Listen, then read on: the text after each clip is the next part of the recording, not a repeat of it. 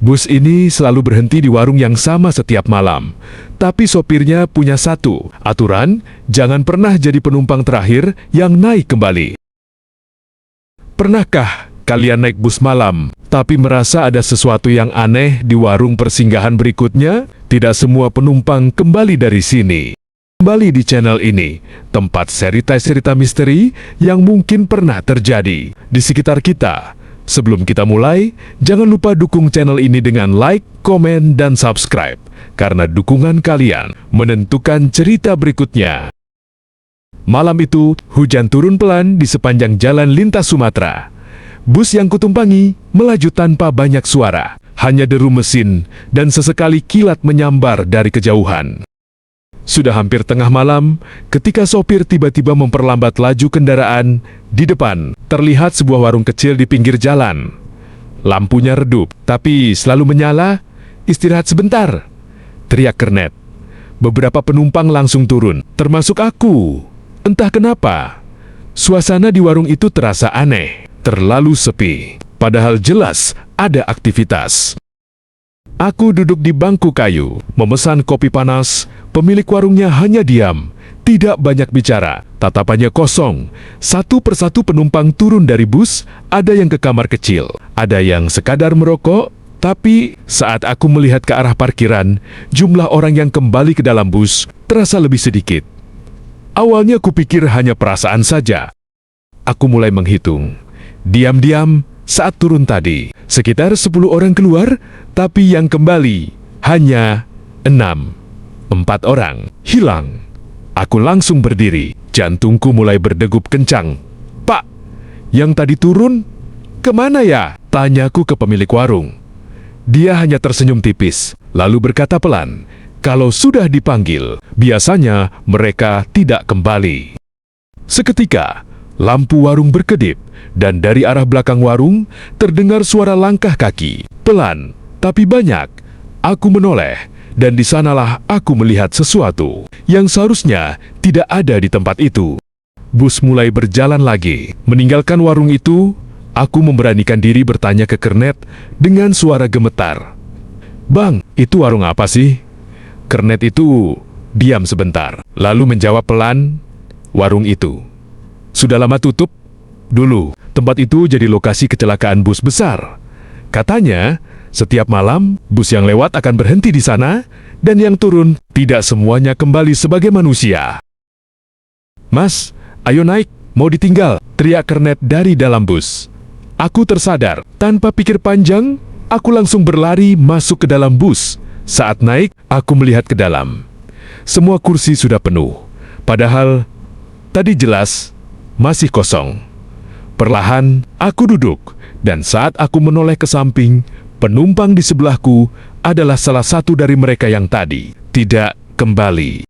Bus mulai berjalan lagi, meninggalkan warung itu. Aku memberanikan diri bertanya ke kernet dengan suara gemetar, "Bang, itu warung apa sih?" Kernet itu diam sebentar, lalu menjawab pelan, "Warung itu sudah lama tutup.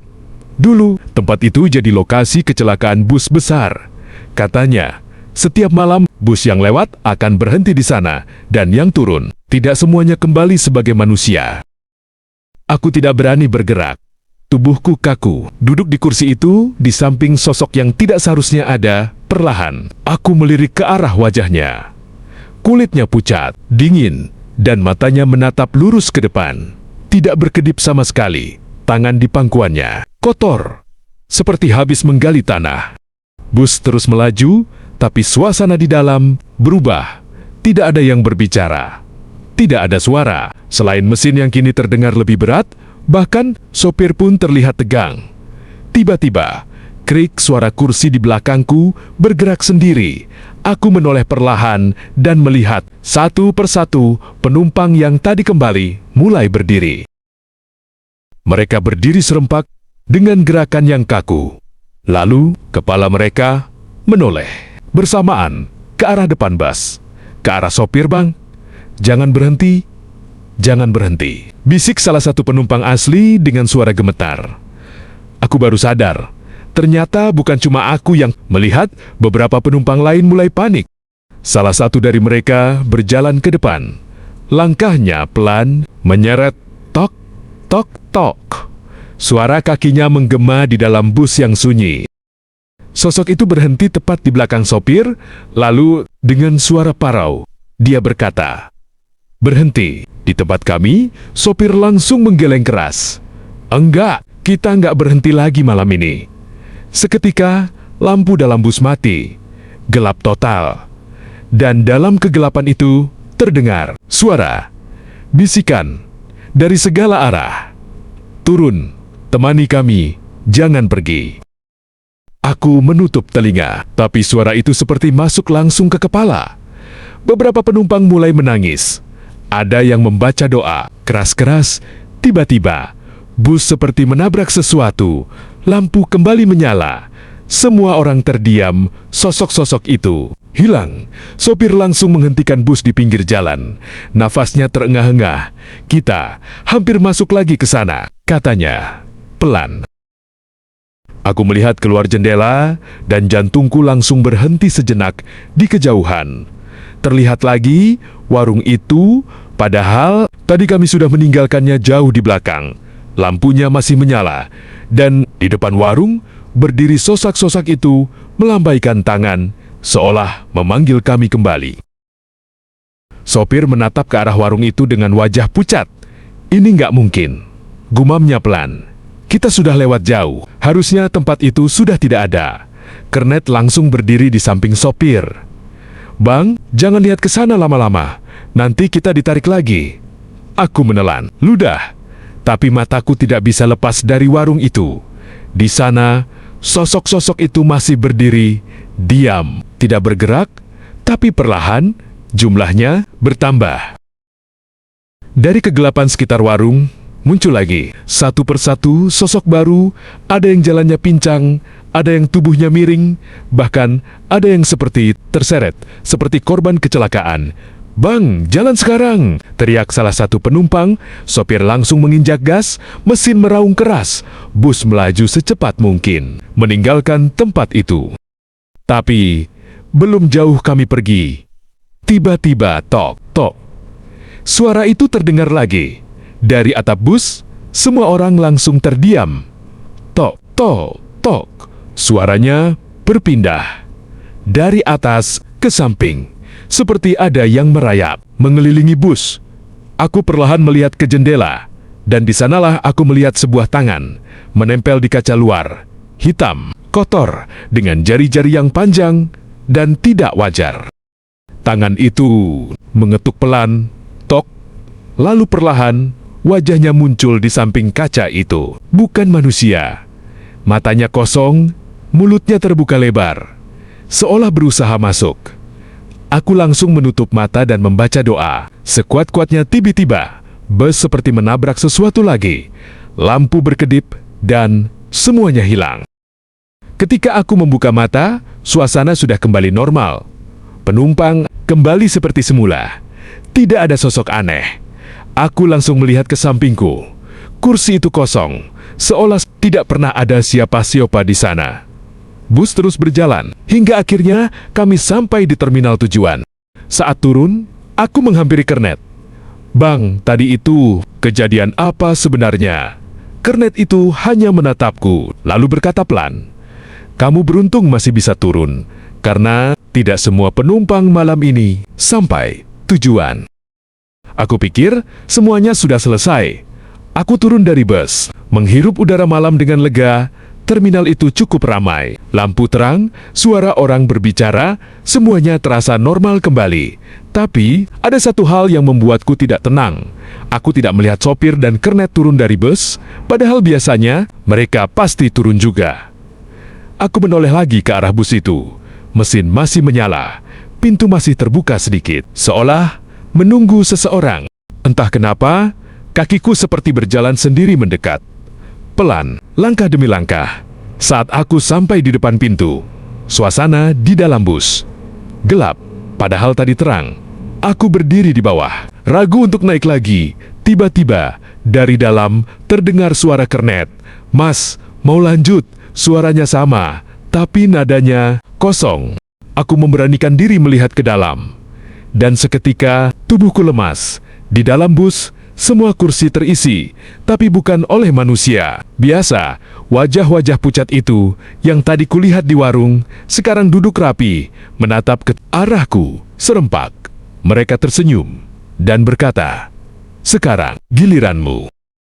Tangan seseorang tiba-tiba menarikku dari belakang. Aku mencoba berteriak, tapi suaraku hilang.